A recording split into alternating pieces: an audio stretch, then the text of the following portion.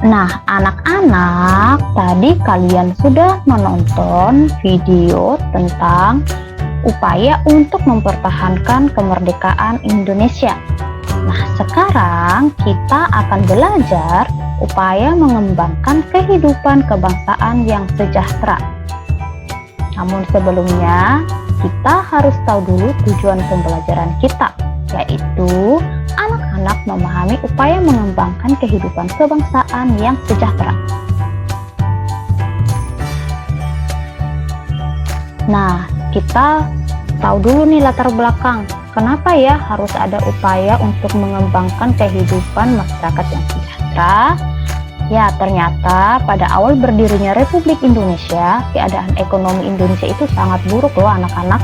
Hal ini disebabkan oleh berbagai hal, diantaranya harga barang-barang yang mahal akibat inflasi dan adanya blokade ekonomi oleh Belanda atau Nika. Nah, berikut berbagai upaya yang dilakukan oleh pemerintah beserta rakyat untuk meningkatkan kesejahteraan. Yang pertama, ada kebijakan uang Republik Indonesia, yang kedua konferensi ekonomi, yang ketiga pinjaman nasional, yang keempat badan perancang ekonomi, dan yang kelima rencana Kasino. Ayo kita simak penjelasan berikut ini satu persatu ya. Yang pertama, kebijakan uang Republik Indonesia atau disingkat ORI.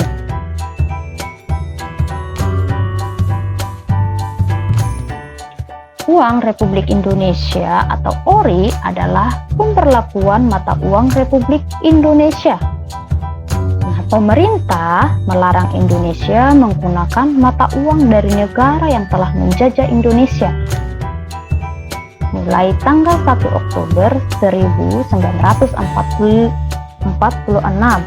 dan diganti dengan penggunaan mata uang Indonesia sebagai alat pertukaran. Jadi setelah kemerdekaan kita sudah punya mata uang sendiri loh. Oke. Yang kedua, konferensi ekonomi. Konferensi ekonomi ini terjadi pada Februari 1946.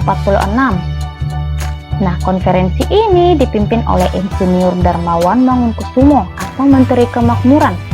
Apa ya tujuan dari konferensi ini? Tujuan dari konferensi ini yaitu untuk memperoleh kesepakatan dalam mengatasi permasalahan ekonomi yang mendesak di awal kemerdekaan Indonesia.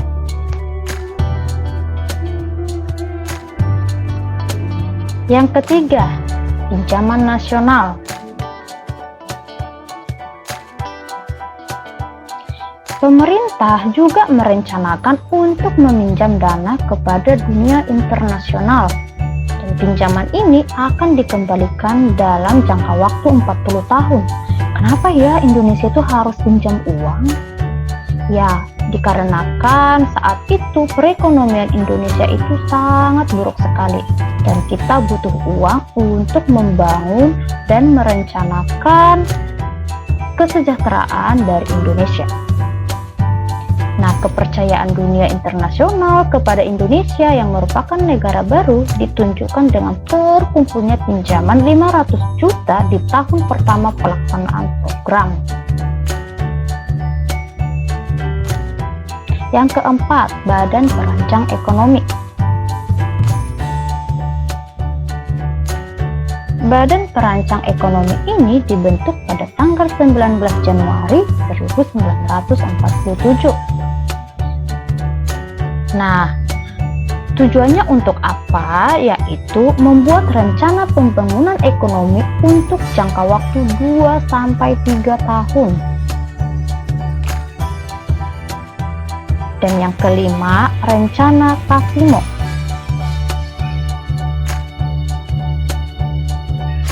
Nah, program ini merupakan rencana produksi yang berjangka 3 tahun. Tujuannya untuk meningkatkan produksi bahan pangan dengan cara menanami tanah-tanah kosong untuk kesejahteraan rakyat. Nah, ternyata untuk membangun kesejahteraan di awal kemerdekaan Indonesia tidaklah mudah anak-anak.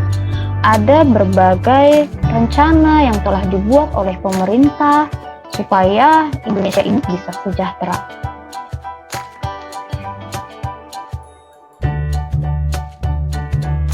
Nah, sekarang anak-anak, setelah kita belajar tentang upaya mensejahterakan kehidupan masyarakat di awal kemerdekaan Indonesia, sekarang kita berlatih.